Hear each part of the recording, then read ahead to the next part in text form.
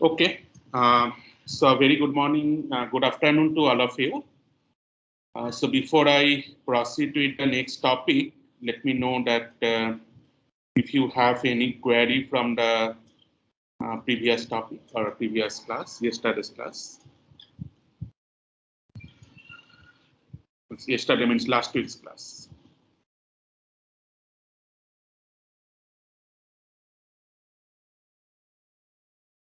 Okay. So if not, then let us start with this new topic on blockchain consensus. So in the last class, we were discussing about this permission model of blockchain. So in the permission model of blockchain, we have seen that typically the enterprises use the permission model, which is a kind of closed network. So that means the participants are pre-authenticated and pre-authorized to join in the network, in the blockchain network, and then initiate the transactions for the blockchain. Now, in a permission network, what we discussed earlier, that the classical distributed consensus based on state machine replication that works good. So in the last class, we had a discussion on the state machine replication, and we have seen that what state machine replication means and how should we proceed in achieving consensus on top of a state machine replication based architecture.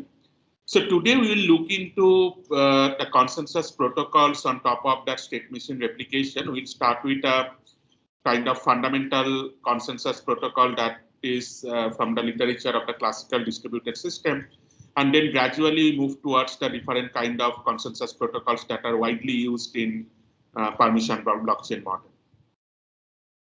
Now, to start with, in a distributed system, in a typical distributed system, it considered broadly two different classes of faults. So the first one, or the simplest form of the fault, is the crash fault. So crash fault means that the node suddenly stops operating, and that may be due to certain hardware or some other software faults. Now, typically in an asynchronous system, the interesting fact is that you do not have any upper bound on the message delay. Now, because you do not have an upper bound of the message delay, you do not know whether the messages have been delayed or the node is not responding. So it might happen that the node has responded, but you have not received the message yet. But at the same time, it might also happen that there is a crash fault in the node. So that's why the node is not responding, right? Now, it is difficult to find out that which particular event has occurred because you do not have any upper bound on the message reception. And that is the kind of challenge that we have in case of an asynchronous system in the presence of crash fault. And that is the reason, if you can remember that FLP impossibility, which says that in an asynchronous environment, even with a single crash fault, it is impossible to reach consensus while satisfying both the safety and the liveness property. Now, typically the consensus algorithms in such kind of faults, they rely purely on majority voting. That means the algorithm progress as and when you have received the confirmation from the majority, and that way you know that this is the kind of vote that has been given by the majority of the participants. And then regarding the propagation of the consensus information in an asynchronous network, we believe that the nodes on a slow network that will receive it eventually. Well, so that way the kind of consensus protocol works. And the interesting fact here is that the FLP impossibility shows that it is impossible to achieve safety and liveness together, because if you want to give priority on safety, in that case, you will never be able to ensure, or you will never be able to put up a bound on the number of rounds or a bound on the time delay by which you can reach to the consensus. So the consensus can, the protocol can run for infinite amount of time and still not being able to reach into the consensus. So that might always happen in case of an asynchronous system. Now, the second type of fault that we have in a typical distributed system, which is much more severe, we call it as a Byzantine fault. Later on, we'll see that from where this name Byzantine came from. The broad idea of this Byzantine fault is that that the nodes misbehave. That means it sends different information to different peers. So it sends one information to one of its peers and another information to another of its peers. And that way, it tries to create a partitioning in the network. So that means you inform one information to one set of your peers, so they keep on propagating that information. And in your other set of peers, you send another information or different information that keeps on propagating. Right? So these are the kind of misbehaving nodes which can happen in case of a Byzantine fault. Now, typically the Byzantine faults are much more difficult to handle in case of an asynchronous system. Interestingly, these Byzantine faults are typically more suitable for blockchain because in case of blockchain, we typically assume that the nodes might be misbehave. So typically, so for example, whenever there is a kind of attack on a node, so the attacker will try to deceive from the standard behavior of the consensus, and that way the attacker will try to make a partitioning in the network. And that is the kind of Byzantine attack which can happen while you are trying to have a consensus on top of blockchain protocol. So that is the kind of challenge that we have in case of Byzantine faults. Typically, these crash faults are much more simpler, although remember, always keep in mind about this FLP impossibility, which says that even with a crash fault, it is impossible to reach consensus in an asynchronous system. But still, even in a closed network, people consider crash faults in separate instances. For example, Hyperledger Fabric, it uses a particular or designated node called orderer, well, which actually makes an ordering of the transactions that are being generated from the clients. Now, Hyperledger Fabric assumes that these orderers, which are there in your network, they cannot show Byzantine behavior, or they will not show Byzantine behavior, because they are the kind of more secure nodes in your closed network architecture. But what can happen that this orderer, they might get crashed. So that's why you will see that for message ordering, Hyperledger Fabric sometimes use this concept of crash faults or crash fault tolerant consensus protocols. Now, if I look into the asynchronous consensus with crash fault, every time I am trying to remind you this FLP impossibility, which says that you cannot ensure safety and liveness together. So I have to give priority to one on top of another if I want to ensure consensus in an asynchronous system. So typically, this distributed consensus mechanism, they give priority over safety. So that we mentioned earlier. Now, in terms of the different kind of guarantees that are being achieved or that the protocols tries to achieve, there are particularly three properties that a consensus protocol tries to achieve. The first one is the validity. So the validity says that if all correct process proposes the same value V, then any correct process decides V. So that basically means that if every correct process proposes the same value, then the consensus is reached on top of that value. And the second property is agreement. That means no two correct process decide differently. And the third property is termination. So that is that every correct process eventually decides. Now, we have already looked into the permissionless model of consensus. There we have looked into the proof of work kind of mechanism. Now, if I try to match the property that are being satisfied by proof of work in terms of these three property. So for validity, that is something which is unlikely to happen in proof of work because you have multiple different miners. So it is very unlikely that all the miners will propose the same value. So it is always like that the miners will differ in their value. That means in the block that they are proposing. So that way, the first property is unlikely to happen in proof of work. The second property, that is agreement, which is equivalent to the safety property that we are talking in terms of proof of work, that no two correct process decide differently. Well, but this particular property, as you see, that it is not satisfied in case of proof of work, because in proof of work, it might happen that two miners can agree on two different blocks, and that way you have the possibility of fault. So that way, this agreement is as such not ensured in case of proof of work. The third property is termination. That means every correct process eventually decides. So that is the kind of liveness property. And this particular property is given priority in proof of work. That means whatever happens, you may agree on two different valid blocks, but you agree on a valid block, at least one valid block, so that we can proceed with the next block. Well, so that way, termination is important in case of proof of work. So proof of work, it tries to avoid the second property, that is agreement.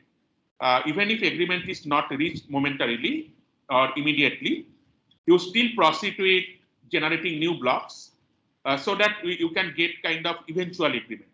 Well, now coming back to the classical distributed system algorithms. So the classical distributed system algorithms primarily tries to achieve this validity and agreement. Well, so termination is not always guaranteed, and we'll see that why termination is not guaranteed in case of a classical distributed system algorithm.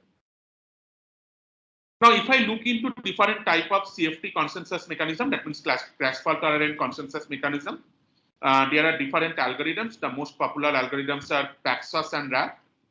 So the Paxos was proposed by Lamport. That is the most fundamental CFT consensus.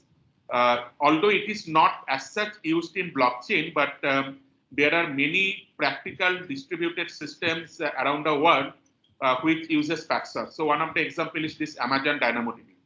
So I think many of you know that Amazon DynamoDB is NoSQL database. So this Amazon DynamoDB for reaching consensus, it uses Paxos. Another popular consensus algorithm, CFT consensus algorithm, is RAFT. So RAFT is much simpler than Paxos and much more easily understandable. And that is why RAFT is very widely used in many distributed systems, including blockchain. So as I was mentioning earlier, that Fabric transaction ordering, it consider this crash fault tolerant algorithms, and Fabric transaction ordering, it has an implementation of RAFT within it. So in this lecture, we are going to primarily look into Paxos in details, that how Paxos works, because Paxos, as I have mentioned, that it is the most fundamental crash fault tolerant algorithm. If you can get an idea about how Paxos works, it will be much more easier for you to understand the other different variants of consensus algorithms, including the Byzantine fault tolerant consensus algorithms. So that's why we'll discuss Paxos in details. Now, let us see that what does CFT consensus means both in a synchronous and an asynchronous system. Now, first let us look into that what is CFT consensus in a synchronous system. So assume that there are 5 friends, you are one of them, and you along with your 5 friends want to go somewhere in the afternoon. Right? Now you have multiple different choices, and you want to collectively decide something. So whatever you want to do it together. So what might happen that one of your friend might make a proposal that let's go for a dinner. And remember that in a synchronous system, whatever message has been transferred, it is guaranteed that all the non-faulty nodes, they will receive the message within a finite duration. That means when one of your friend is proposing that let's go for a dinner, within some finite duration, all of you will get that message. Now that way, once all of you are getting that message, you can put up your view.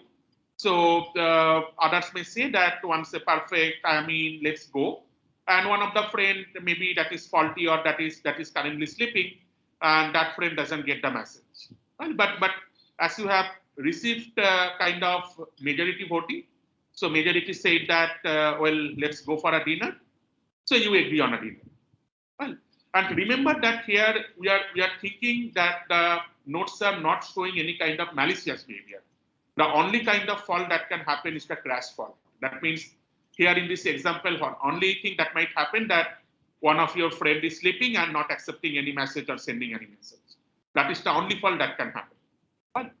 So that way, once you are getting this agreement from your other friends, from majority of your friends, collectively you can decide that, well, let's go for the dinner. But now let us see what can happen in an asynchronous system. So in a similar example, in the asynchronous system, one of the friends make a proposal that let's go for a dinner. and someone receives that message that I'm. Now here you remember that in an asynchronous system, there is no upper bound on the message delay, and because there is no upper bound on the message delay, there is no guarantee that you are going to receive the message within some finite duration. So it might always happen that your other friends, they have not received the message about let's go for a dinner.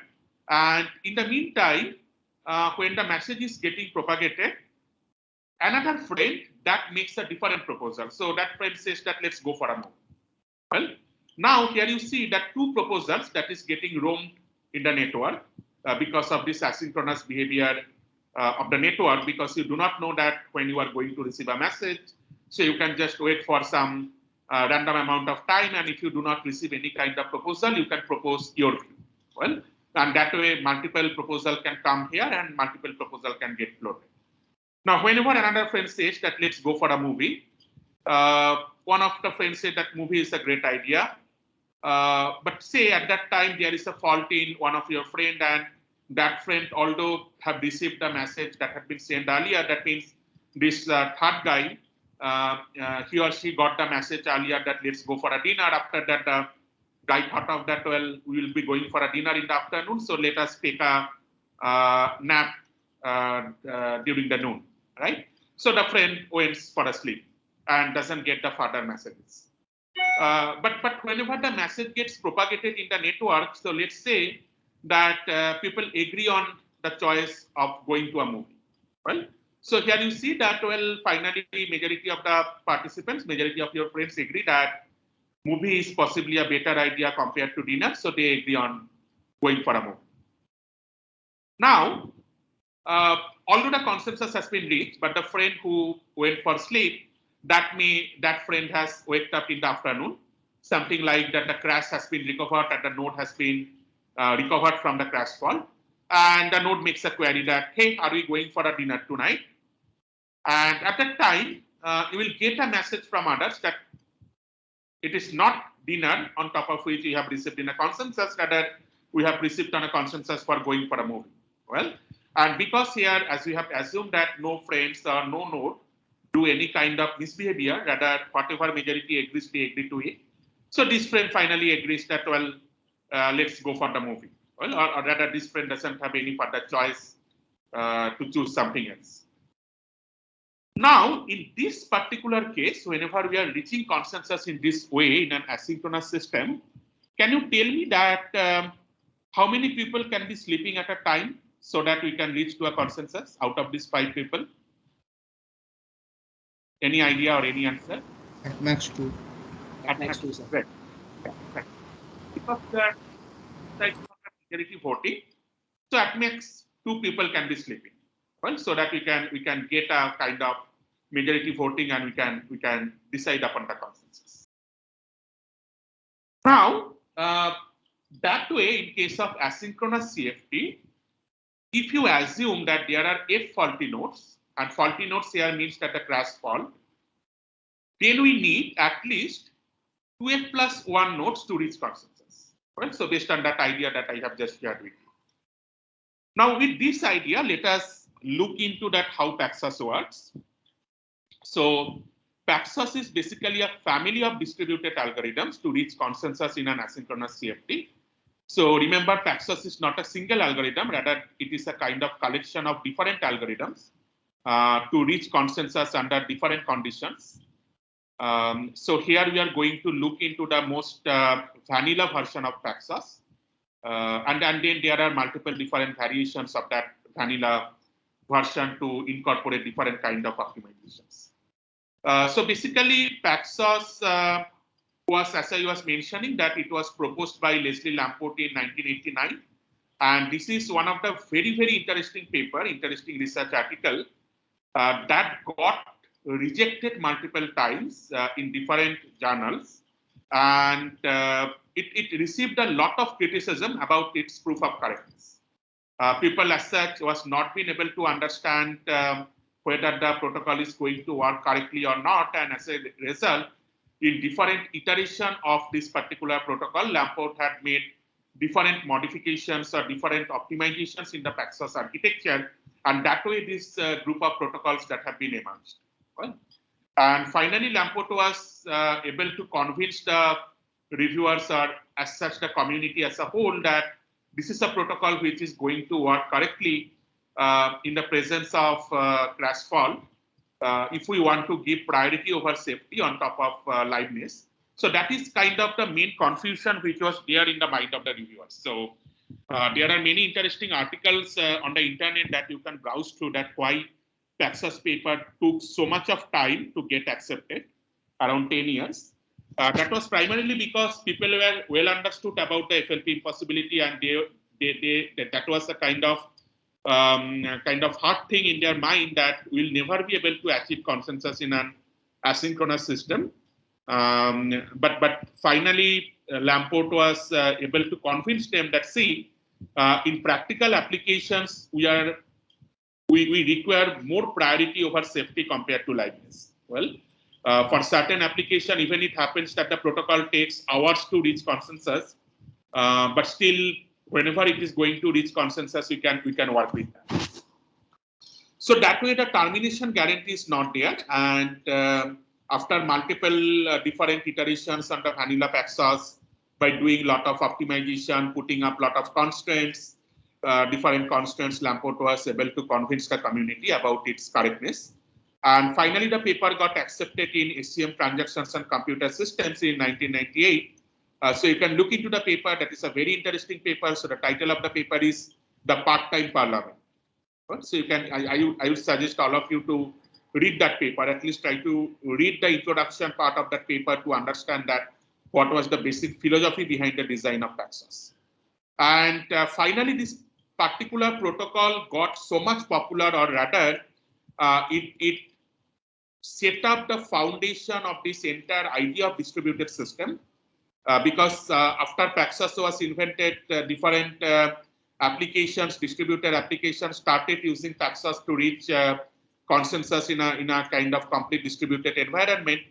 And as a result, it has set up the foundations of this distributed system subject. And around early 20s, that means 2001, around that time, 2001 to 2005, this distributed system was a kind of very popular topic among the computer scientists. I mean, just like you see a hype on blockchain or a hype on machine learning, deep learning nowadays, around that time there was a hype on this distributed system.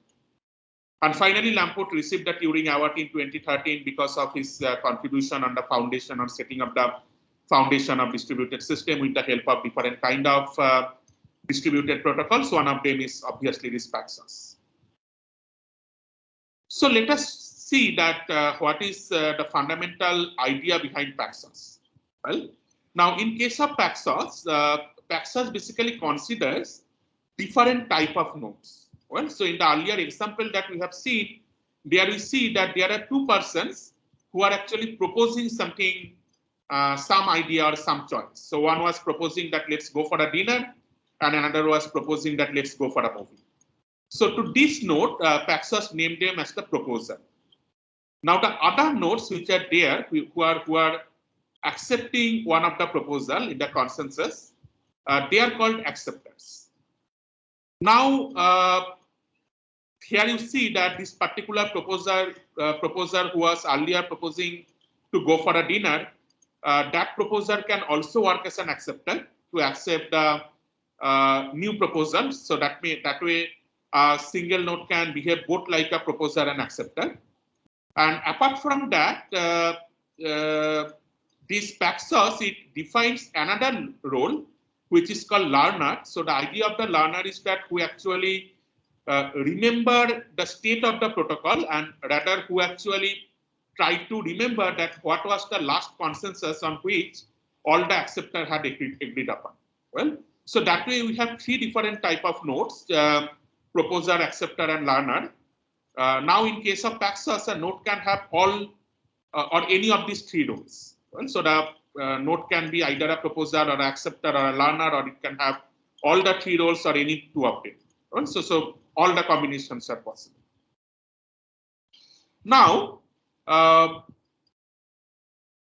node in Paxos must know that how many acceptors are majorities. So this is the kind of fundamentals behind this consensus.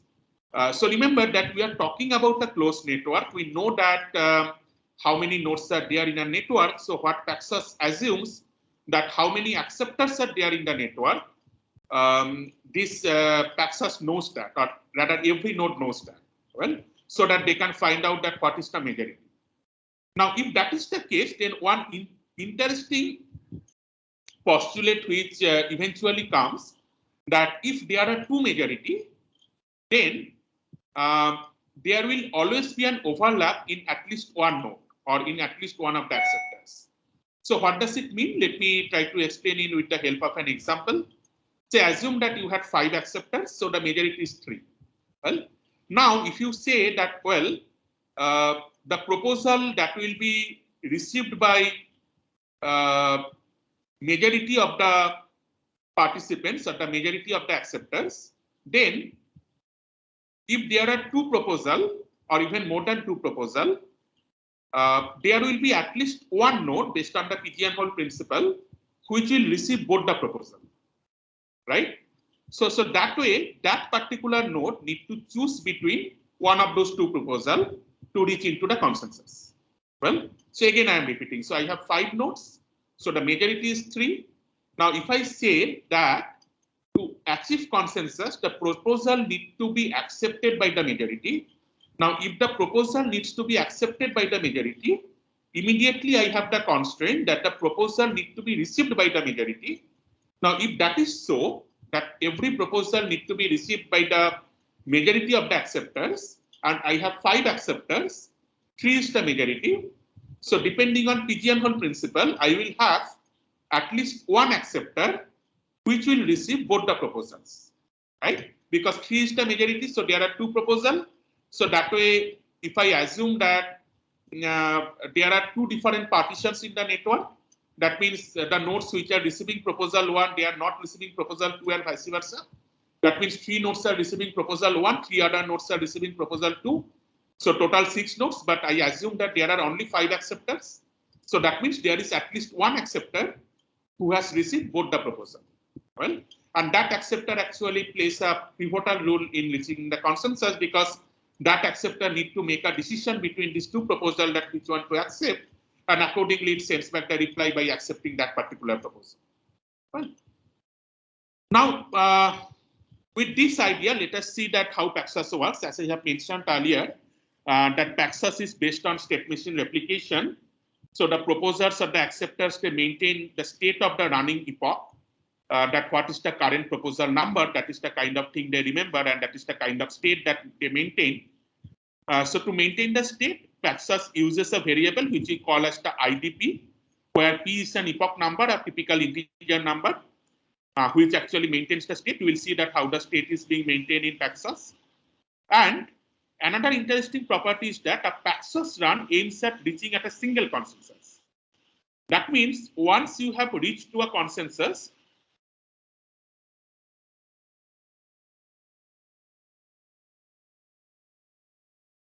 time to reach to the consensus, but the moment you have reached to a consensus, you cannot deviate from that consensus and you cannot move further. Well, now to reach multiple consensus, what you need to do, you need to run Paxos in rounds. Well, so that is called multi-Paxos. So later on, we'll see that how this multi-Paxos is implemented by making repeated runs of Paxos. So with this basic idea, let us try to see that the Paxos algorithm in details, that how Paxos works. Before I go to the Paxos algorithm, let me know that if you have any query. Any query from your side? Sir, since the proposer is proposing the idea, so is the proposer also not counted as an acceptor of that message or that idea? Mm-hmm. That can always happen. That is a mention that it might happen that proposers are the separate node in your Paxos network. Well, so that means the proposers are not the acceptors. If that is the case, then what you have to ensure, see that ultimately the consensus is reached among the acceptors. Well, So that means majority of the acceptors need to accept one of the proposals. So that way, the initial constraint that I had mentioned, that if you have f different false, so here whenever I'm saying that you have f different false, that basically means the false in the acceptor side. So if number of acceptors are maybe faulty at a single instance of time, if that is the case, then you need 2f plus 1 number of acceptors. Yes, sir. Got it. Okay. Okay. Yes, sir. Okay. So, sir, proposers can be like client sending in messages also, right? Proposals can be Like client sending messages to the acceptor nodes. clients can also participate in as the proposer or the acceptor. So it is something you can think of about a typical blockchain network, that the clients who are generating the transactions, they are also participating in the kind of consensus of reaching in a block. Okay. So the client can also participate. But otherwise, if you just think of that the clients are the different nodes, so the clients send their information to one of the proposers, and then proposers send that information to the acceptors to reach to the consensus.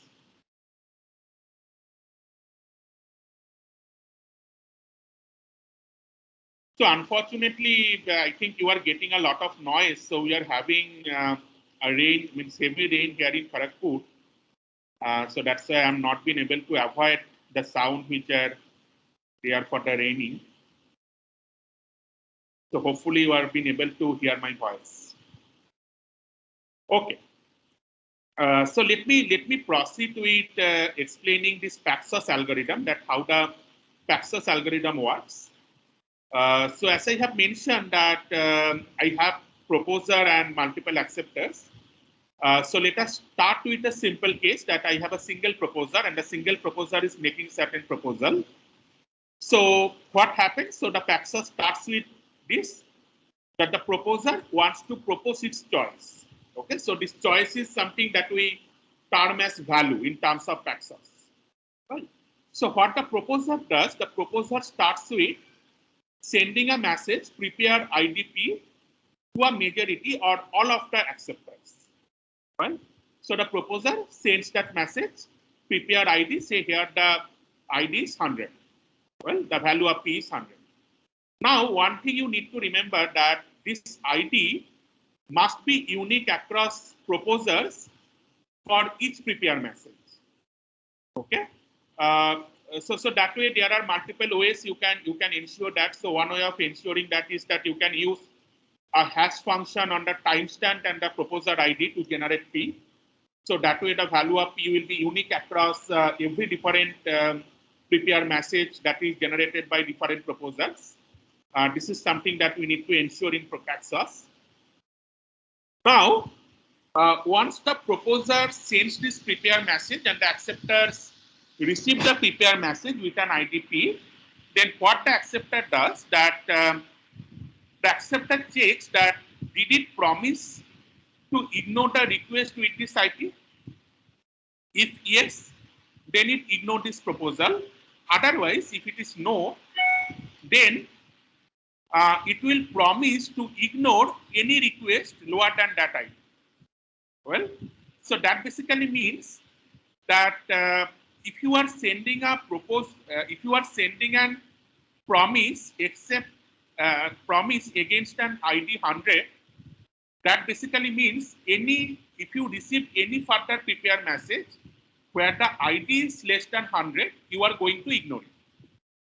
Well, now if that is the case, that means if you are not ignoring it, then the acceptor will reply with a promise message, that promise IDP. Now here you see that I have put up a question mark. There is a reason that because of which I have put up the question mark here. We are going to put up some additional constant there or additional condition there. Later on, we are going to see that what are the additional conditions that we are going to put up there.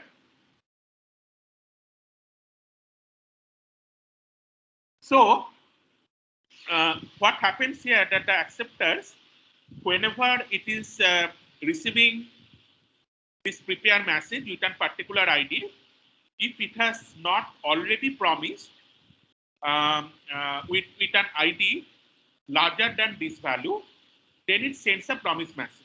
Okay, so here the acceptor send the promise message.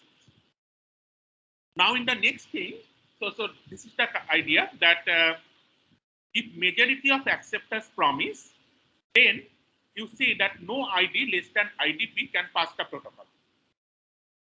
Well, so that means the acceptors agree on state 100. Well, so this is the idea of the state machine which is implemented in Paxos. So what happens that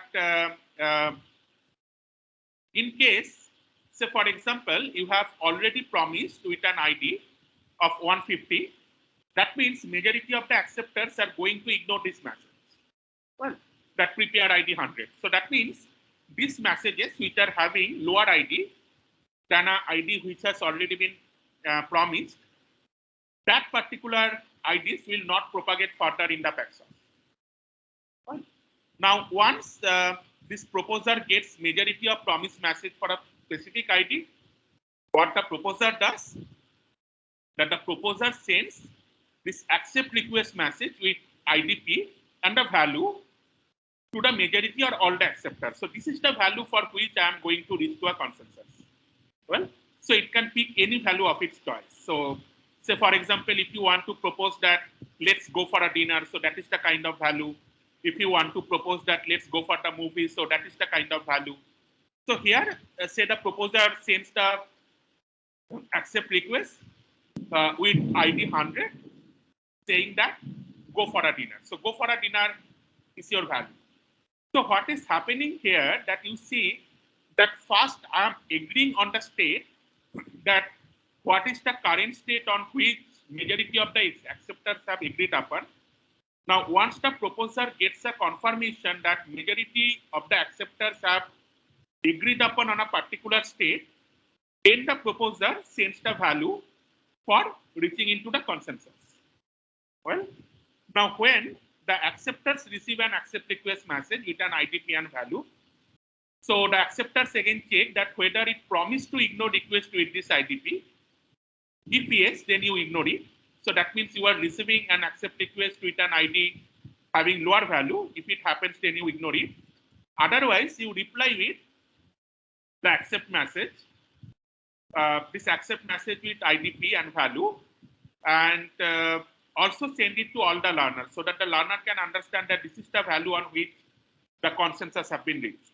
Well, so that means you send this accept message with that particular state ID, ID 100, saying that go for dinner is the value on which the acceptors are agreeing together, and that message is also sent out to the learner. Now, the interesting fact here is that if majority of the acceptors have accepted this IDP and value, that means you have reached to the consensus. And remember that the consensus has reached on the value, not on the ID. So the consensus has reached on the value which is here, the go for dinner. So to reach on the consensus on that particular value, what we have done, that we have first ensured that the acceptors have agreed upon on a particular state. Well, and why have we done so? We are going to see that what is the implication or what is the importance of that state variable, which we are going to maintain that first the acceptors need to agree upon the state, and then only the acceptors can agree upon the value.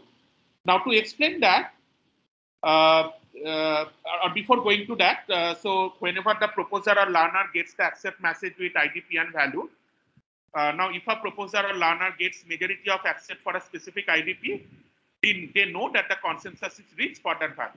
Well, and again, I am repeating that consensus is reached on the value and not on the state, well, not on IDP.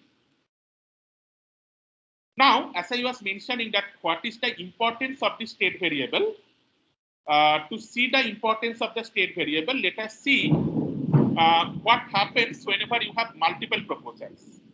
Well, so here assume that you have two different proposers, proposer 1 and proposer 2. And Paxos has already reached to a consensus for proposer 1. So proposer 1 they have agreed upon the state 100, and on that state 100, they have agreed upon the value, go for dinner. So after that, proposer 2 sends another prepare message with ID 50. Now, once the acceptors are going to receive that prepare message with ID 50, what they are going to do? So this was the earlier thing we mentioned, that did it promise to ignore request with this IDP? If yes, then ignore. If no, it will promise to ignore any request lower than that ID. But here with that, I'm going to put up an additional constraint. Why I'm going to put up an additional constraint? Because say this prepare ID 50, that will get ignored. Well, because that the ID is lower than what have been agreed upon earlier. So earlier they have agreed upon 100. But then what proposer 2 can do, proposer 2 can retry and send another prepare message with another ID, say 150. Now, when proposer 2 is sending another prepare message with another ID saying that ID 150, so this is the larger ID. Well, so that means earlier the acceptors have been agreed upon state 100.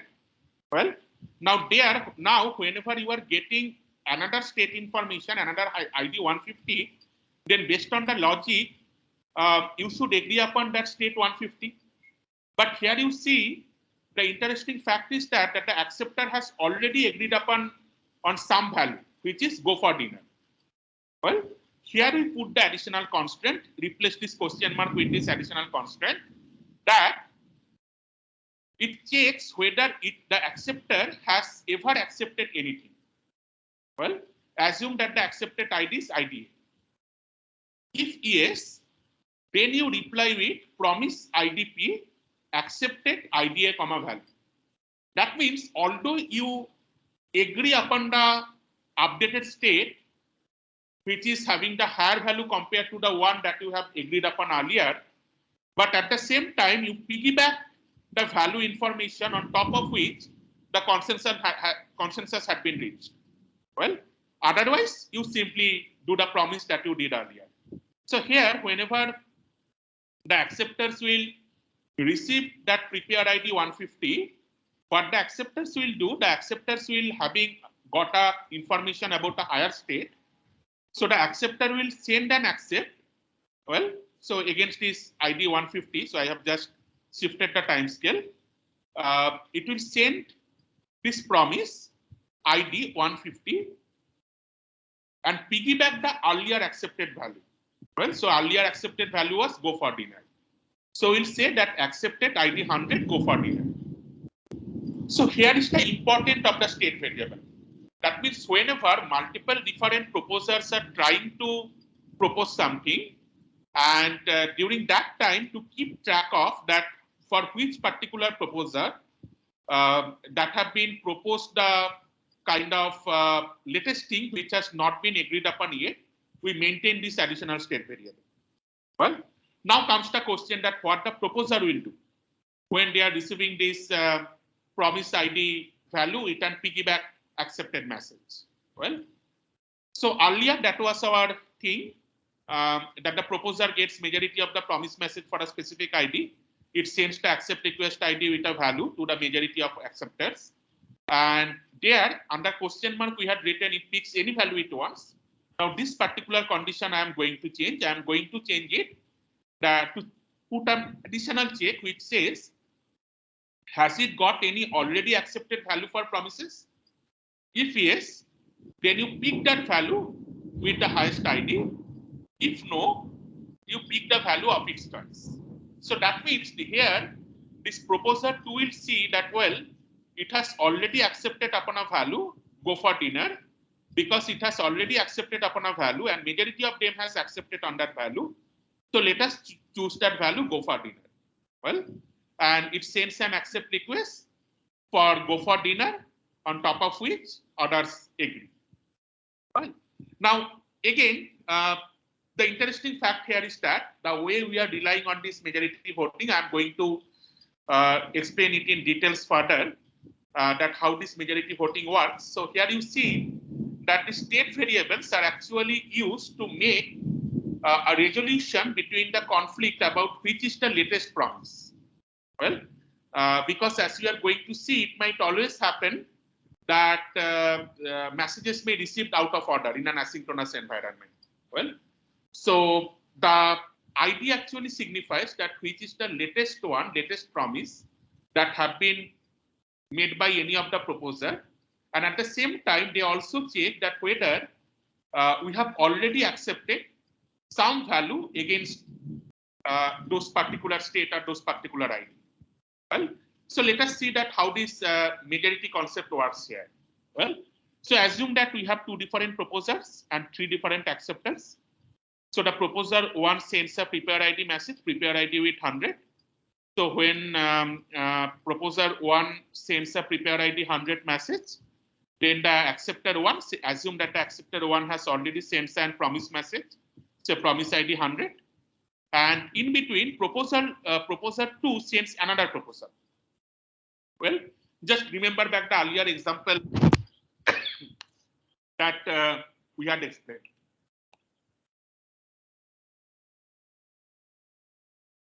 Sorry. So the earlier example that we had explained that one of your friends said that let's go for a movie, and another of your friends that was in asynchronous network, so have not received that message. So that friend has waited for some amount of time and made a different proposal that let's go for dinner. So that way, proposer 1 has sent some proposal, and when the proposal 1 is in progress, proposer 2 it has sent another proposal saying that prepare ID with a lower value, say 50. Now here acceptor 2 has also received promise ID first. So sorry, prepare ID first. So acceptor 2 also sends a promise ID 100. Now at this stage you have received the majority, right? So as you have received the majority of the acceptors who have promised on ID 100, so ID 50 cannot get through. Well, so those acceptors who have already promised on ID 100, they will ignore it. So these two prepare messages will be ignored. Now the interesting case is the third one. So in the third one, you see that this prepare ID for acceptor 3 has first received prepare ID, and then it has received prepare ID 100. Well, so for acceptor 3 can accept or make a promise against prepare ID 50, but again, because the majority is accepting on ID 100, so this ID 100 will propagate further. So ID 50 cannot propagate anymore. Well, although one acceptor has received ID 50 earlier, and it is likely that acceptor 3 is going to send a promise ID message. Well, now let us see that how it impacts on liveness. So that was the kind of importance of the majority and the importance of using this ID value. Well, to resolve the conflict about when out of ordering messages are received or messages are not received because of the asynchronous property of your communication channel. Well, now let us see what is the kind of impact on liveness. Well, again, say proposer 1 have sent prepare ID 100 and prepare ID 100, and say 2 of the acceptors have received that, and the acceptors have sent and promise, say promise ID 100 and promise ID 100 from acceptor 1 and promise ID 100 from acceptor 2. And before they have received any further message from proposer 1, say they have received another prepare message from proposer 2 with an ID 150. Now 150 is the higher value. So what they do that they send the promise against 150. So they send promise ID 150 to the proposers. Well, now whenever they are sending promise 150 to the proposers, in between what might happen that proposer 1 sends an accept request, and when proposer 1 sending an accept request with the older ID, that means ID 100, then the acceptors, they have already promised with a higher value, so the acceptors are going to ignore it. Well, so that way proposer 1 will not receive any message, so the proposer 1 will have a timeout, and the proposer 1 sends another prepare message with another higher ID, say 200. Well, so whenever they are doing that, by that time, if they have not received the accept request or have not reached on the consensus with the value from proposer 2, it might happen that it will again send the promise with ID 200 and the thing will continue. Right? So that way you see that I actually do not have any upper bound that on when I'm going to accept or when the consensus will be reached. Well, so it might also happen that it is getting toggled between the proposal from two different proposals. So that's why we say that the liveness is not guaranteed in case of access. So the access do not put any upper bound. Yeah. Sir, how do you define timeout? Because we are considering asynchronous networks, right? Timeout in the sense that ideally what happens, so you do not have a kind of fixed timeout, well, or it is a kind of random value that every proposer can choose upon. So this timeout is typically used in Paxos just to ensure that even if the messages are not received, a proposer can keep on doing retry. Well, means otherwise what might happen that the proposer 1 will get blocked. So if the proposer 1 is not getting majority of the responses against the request message that they have sent, so the proposer 1 will not be able to progress any further. Well, so it will get stalled at that point. Now to avoid that particular stall, we put that timeout value. But that timeout value, you have correctly pointed out that doesn't depend on any kind of specific timeout that by this time I am guaranteed to receive the message. The timeout is not decided based upon that. It is certain random value, or typically what Paxos suggests that you take a sufficient larger value so that you can wait for that much of time, and even if you are not getting any consensus information within that amount of time, you retry with a different prepare message. But this timeout value is taken a kind of complete random way, complete ad hoc way. There is no fixed algorithm to choose this timeout value because of the property of the asynchronous environment.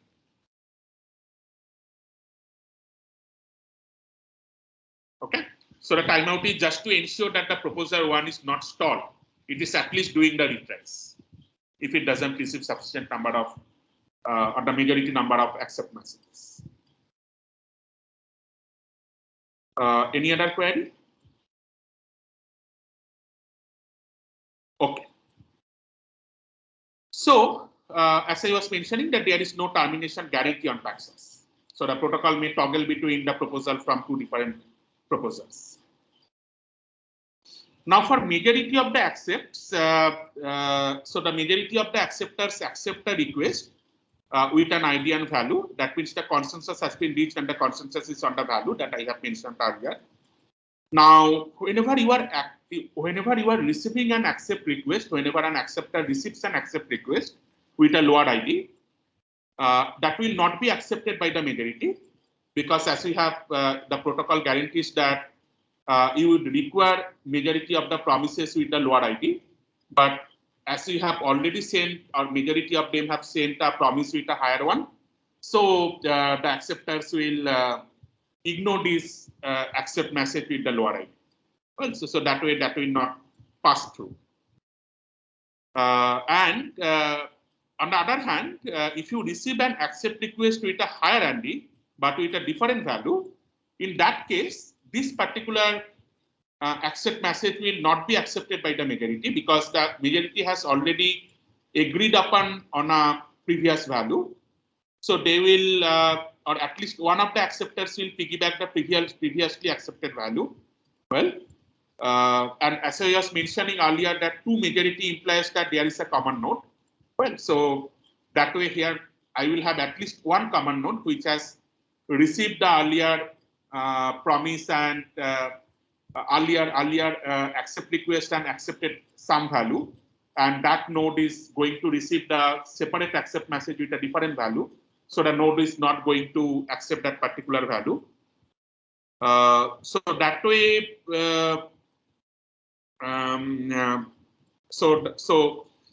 this value will not be changed. So on what value the majority has been already agreed upon, so you have reached consensus on that particular value. Right. So as I was mentioning earlier, that we need the ID to maintain the current state of the promise and accept, right? So that multiple values do not propagate in the Paxos network. Now, with this, so this is the kind of broad idea about the Paxos algorithm. Now, Paxos can be used for multiple different purposes. One of the useful application of Paxos is to do leader election. So I'm mentioning that because this particular thing I'm going to utilize in tomorrow's class. So you can use actually a Paxos to choose a leader among multiple nodes. So it is something like that. You just run Paxos. So you send the prepare message, get the promise, and while sending the accept request, you send the message as I am the leader. Now the consensus is reached on that particular value, on that it is the leader. So if consensus is reached for a particular proposer, then that proposer works like a leader. So why I have just mentioned about this leader election algorithm using Paxos, that I will discuss in tomorrow's class. So we'll utilize leader election in some interesting setups. Now, initially I was mentioning about this multi-Paxos. So as various applications often need a continuous stream of agreed values. So for example, you commit the transactions in a replicated database. That means every transactions that you are going to commit, that need a consensus to be agreed upon by the replicas. But as Paxos, once it reaches to a consensus, it doesn't deviate from the consensus. It always stick to the value on which it has been accepted. So what we do, that we run multiple instances of Paxos with different round numbers. So we put up another feature called round number, and each value is associated with the round number. Now, if a value is already accepted for a particular round n, so you ignore the accept request for that different value under that round. So that basically means you forward and accept IDP round n value only when no value has been agreed upon for round n. If it is round n plus 1, then you can agree upon on a different value. Well, so that way we introduce this round variable within Paxos to run Paxos in multiple different runs or multiple different epochs to agreed upon multiple values in iteration or multiple iteration of consensus. So this is the kind of broad idea about Paxos. So as I have mentioned, that Paxos is a very fundamental protocol. The correctness proof I am not going to it because it is very difficult to prove it. You need to consider different kind of cases. So if you are interested, obviously you can look into the paper by Lamport, that at part-time parliament, that particular paper, to look into that, the correctness proof of that Paxos protocol, or in your distributed system course, I guess that this correctness proof is discussed here. But in the blockchain course, I have just explained the fundamental algorithm behind Paxos. And later on in tomorrow's class and in subsequent classes, we build up other consensus algorithms on top of Paxos, which are heavily utilized in blockchain, like Raft or this Byzantine fault tolerant algorithm. So this is the broad idea of Paxos. So I suggest all of you to understand that protocol in detail, at least understand that how that different type of nodes and this different round works in Paxos. So that will make your idea clear about the subsequent consensus protocols for distributed system that we are going to discuss in tomorrow's class and on. So any query about today's class about the Paxos? Sir, how do you ensure that the IDP that you are generating, that will be unique for in each from each of the proposers? You can do it in multiple ways. So one way that I have mentioned that use a hash function, but as you know that hash can have a conflict. So what you can do, so people do it in multiple ways, and that is again a kind of probabilistic approach. Right? So what you can do that you can have certain unique values for every proposer, say the proposal ID. Then you generate a hash from proposal ID, proposer ID, not proposal ID. Proposer ID and the hash of current timestamp and the proposer ID. Then you append these two values, and that way you can possibly ensure that it is unique. So for example, if you have two proposers, 1, 2, and 3, then all the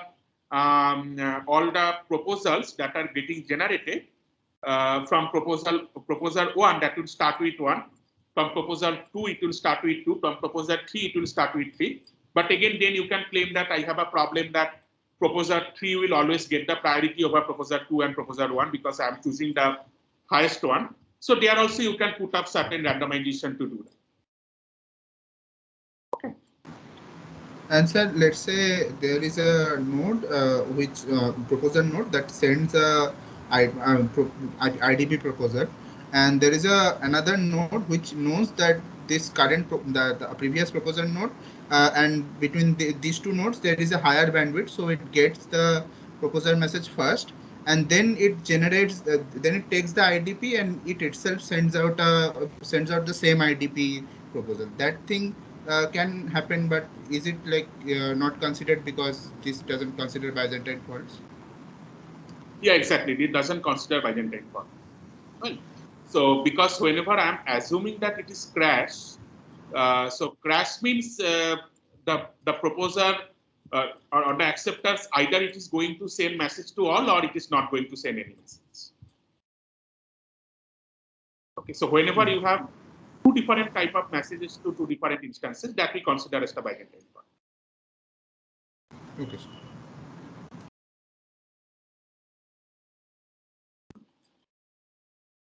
Any other query?